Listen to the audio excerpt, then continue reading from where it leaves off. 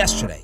Buster Olney went viral when he was asked on ESPN, friend of the show, baseball insider, hasn't texted Peyton back. Don't ask me for any more steakhouse reservations, Buster. Who could trade for Shohei if the Angels actually deal him?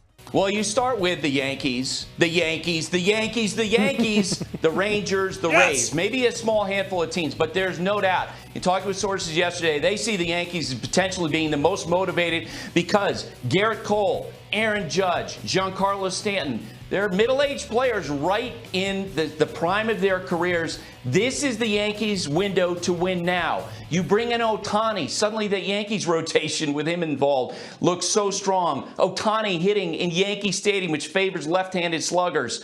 That's something I'm sure the Yankees would be willing to pay for if Otani is made available by the Angels. Waiting to hear the Dodgers in there, 1, 2, 3. Instead it was Yankees 1, 2, 3, but the Rangers did get mentioned.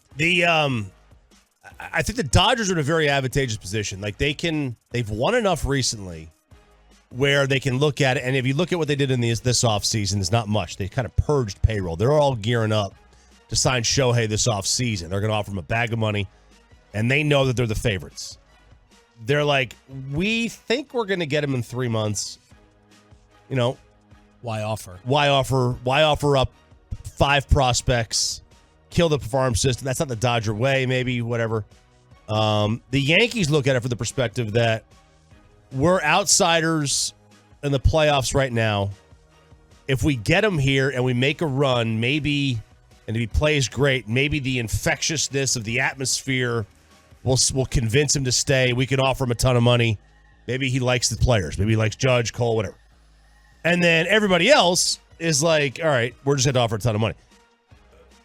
The Rangers also, I think, would know that they're probably not going to be able to sign him in the offseason.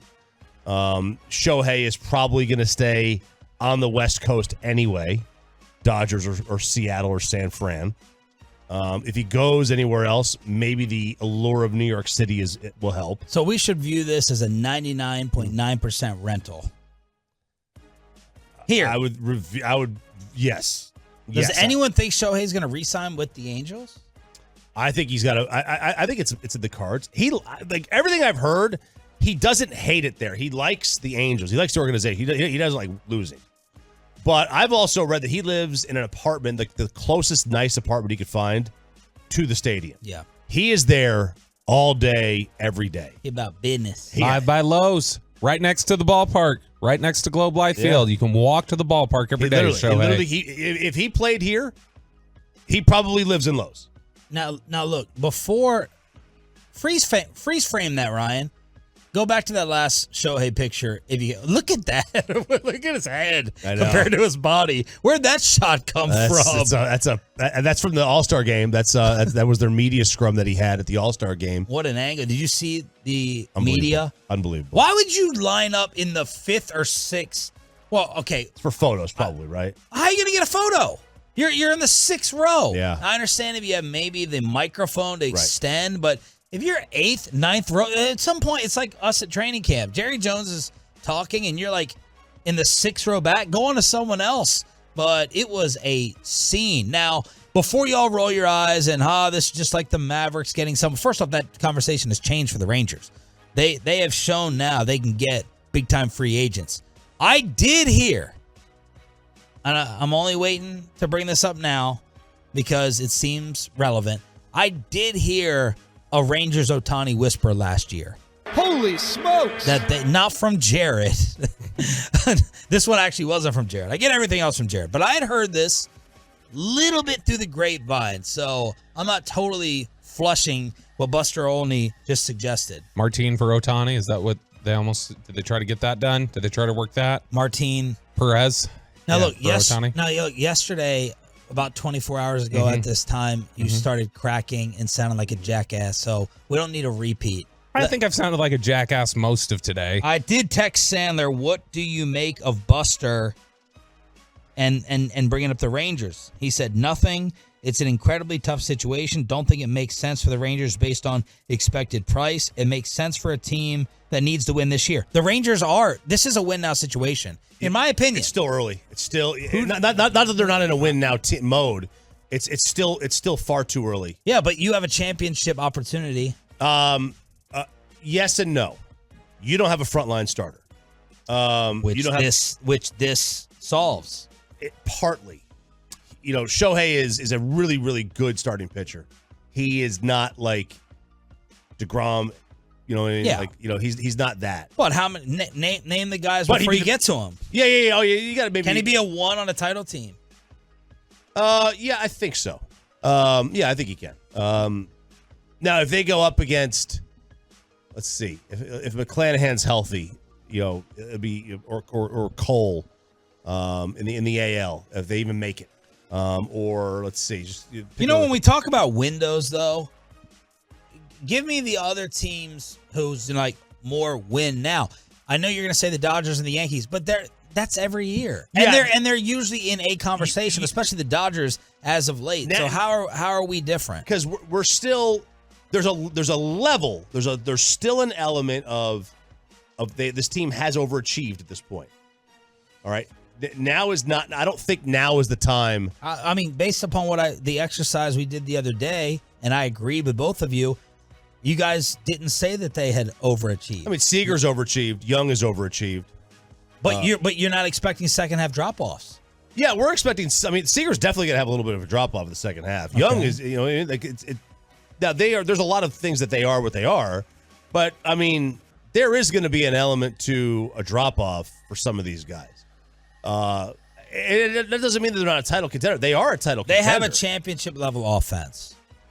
In my opinion. Yeah, they do. They have a horrible bullpen, and they have okay starting pitching. You obviously they need help.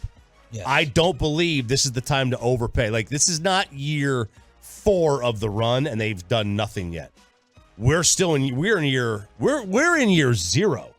We have arrived we've gotten to the gate early. I don't think it's the time to change the plan. More from Jared. I'd be shocked if something matched up. Would be tough to foresee the Angels making a deal without Duran or Young. That doesn't make sense for a rental. All that part is true. This whole conversation can go right down the drain because if you think he's a rental, which it's hard to imagine he's not.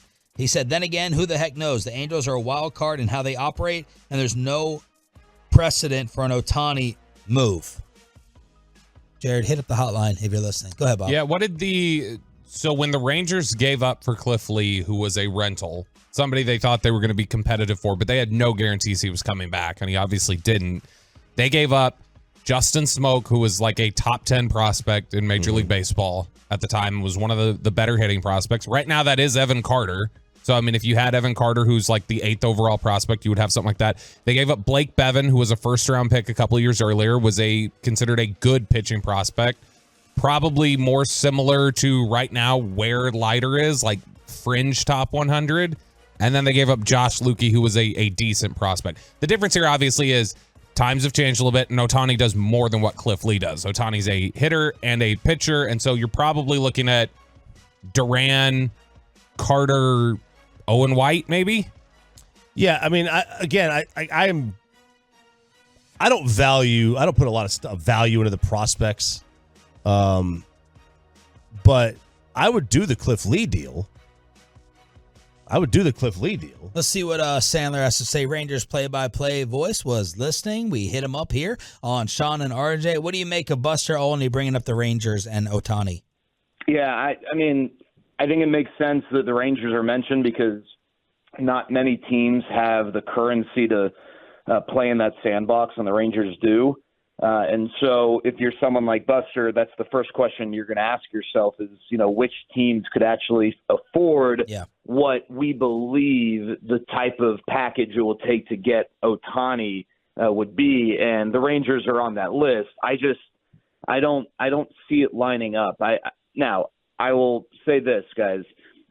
I have learned over the years that let's take Otani out of the picture. The cost of a player at the trade deadline is impossible to predict because there is no precedent. What happened last year and what happened 2 years before has almost no impact on what's going to happen this year. Market shift, value shift, but it's all about the supply and demand.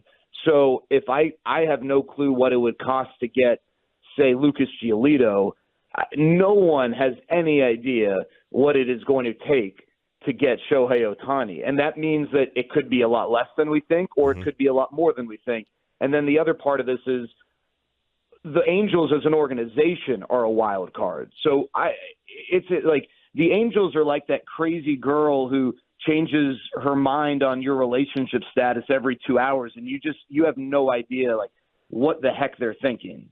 And so I don't know what it would cost. I would have a tough time foreseeing a circumstance in which the Angels ask makes sense with where the Rangers are. I'm going to give you 3 categories. You can add or subtract wherever you see fit. You wipe out your system for Ohtani. You wipe out a good deal of it for Scherzer or Stroman or the Pirates package that we've been talking about, or you try to go really, really cheap and add someone like Lance Lynn. So I would say that you wouldn't have to wipe out a good deal of it for Scherzer because of the money tied to his deal. And age. If you take on the money. Okay. But if you were telling me I got to make a trade and I'm going to part with more than one exciting prospect, I think I'd go the Pirates package because those guys are controllable. You'd have Mitch Keller, you'd have David Bednar for multiple years. And those are 2 all-star caliber. I mean, they are all-star players. They both were all-stars this year.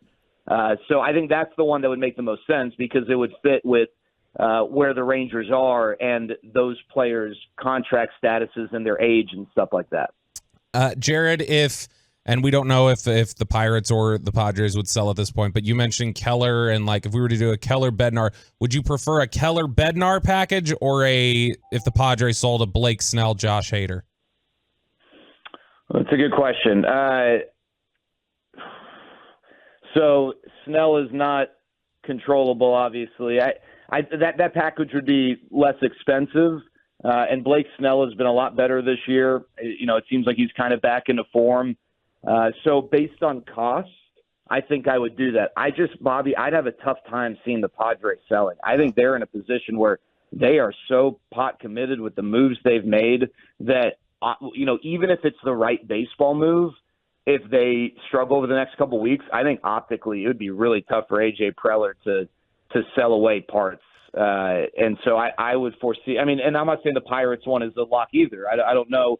I think you could paint a scenario in which it doesn't make any sense for the Pirates to trade those guys. So I think this is going to be a crazy trade deadline. Some people have said that they think it's going to be quiet. I think it's going to be a pretty wacky one. And one other thing I'd say is if you're a Rangers fan fighting for Ohtani, I would ask, and I don't know that this, like I said a couple minutes ago, I don't have any clue if this would be a part of it, but I would ask yourself, would you be willing to trade either Josh Young or Ezekiel Duran to get Ohtani? Because if I'm the Angels and I'm trading Ohtani to the Rangers, I'm not doing a deal unless one of those 2 guys are a part of it. And for me, I'm not willing to trade the future of one of those guys for a couple of months of Ohtani. You have to get a deal done with him, right? The other nice thing about this discussion, not one time in it have we brought up that the Rangers just wouldn't pay money. Right. That's a change from the last 3 or 4 years with these discussions. Or is that something that we should clarify real quick? Oh, I think they would pay. I think that if the opportunity presented itself, then the Rangers would absolutely strike a deal for Ohtani. And hey, there's a business side of this too. I mean, that's one reason why the Angels probably have had a tough time with this decision. There is a lot of sponsorship dollar tied to Shohei Ohtani that I don't want to say offsets the deal or whatever deal he's going to get, but it certainly makes that deal a lot more palatable because you are going to get millions and millions of dollars in sponsorships. And then imagine all the merch and retail stuff that's going to come tied to Ohtani too. Because guys, when I go to a Rangers-Angels game, there are a ton of Ohtani jerseys. When I go to a Rangers-Guardians game tonight, I am going to see more than a handful of Ohtani jerseys. That guy sells.